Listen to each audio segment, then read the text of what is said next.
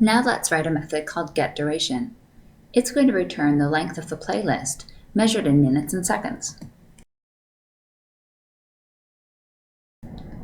For the example, we start by creating a playlist, and then we'll add 2 songs to it and get the duration of the playlist. The total length of the playlist is the sum of the lengths of the 2 songs. So this playlist is 8 minutes and 18 seconds long. We're going to use 2 accumulators, one to keep track of the total number of minutes for all songs in the playlist, and another to keep track of the total number of seconds. We'll look up a song's length using its minutes and seconds instance variables. So, for each song in the playlist list of songs, we'll look up that song's instance variables, minutes and seconds, and add the values that they refer to the total minutes and total seconds. After we add each song's duration to the total duration, we want to return the number of minutes and seconds. But it's not quite so simple.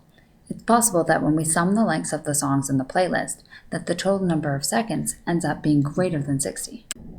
Imagine that we have a long playlist, and the total number of seconds is 135. That's equivalent to 2 minutes and 15 seconds.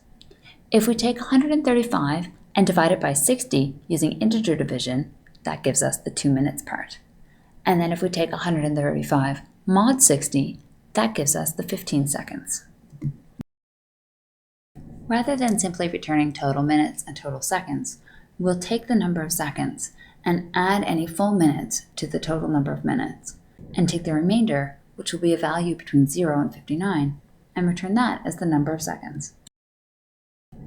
Last but not least, we'll implement the __ string method to generate a string representation of the playlist. It will include the title of the playlist and its duration, as well as the name of each artist, the song titles, and their durations. The only argument that this method takes is the playlist, and it returns a string. The first line of the string contains the playlist title and its duration, so we'll begin by calling the getDuration method. That returns a tuple with minutes at index 0 and seconds at index 1. We want the string representation of those numbers. Also, seconds could be a single digit or a double-digit number. We'll use a method called radjust to make sure that the second string will always have a length of 2. If right now the number of seconds is a single digit, then a 0 will be placed to the left of it, creating a 2-digit string. If the string already has a length of 2, then the radjust method simply returns that string. So we'll call radjust on the second string. Now we'll start to accumulate the string representation using the result variable, and it will initially contain the title and the duration of the playlist. Next, we need to add each song from the playlist, its artist, title, and its duration. We can loop over each song in the list of songs and add the string representation of the song to the playlist. We'll put a new line character before each song, so each song's description will appear on its own line. Let's add one more thing to our string representation. We'll add the song number so that we'll know which order the songs appear in the playlist.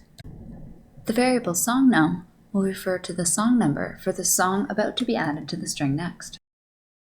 We'll add the song number to the string along with a period and a space, and we'll concatenate that to the song's information.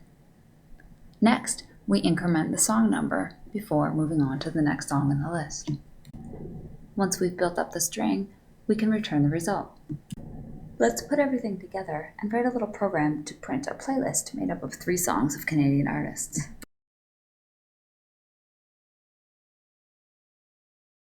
The call on print uses the string representation of the playlist, so we'll see the playlist title, its duration, and then information about the 3 songs in the playlist in the order that they were added to the playlist.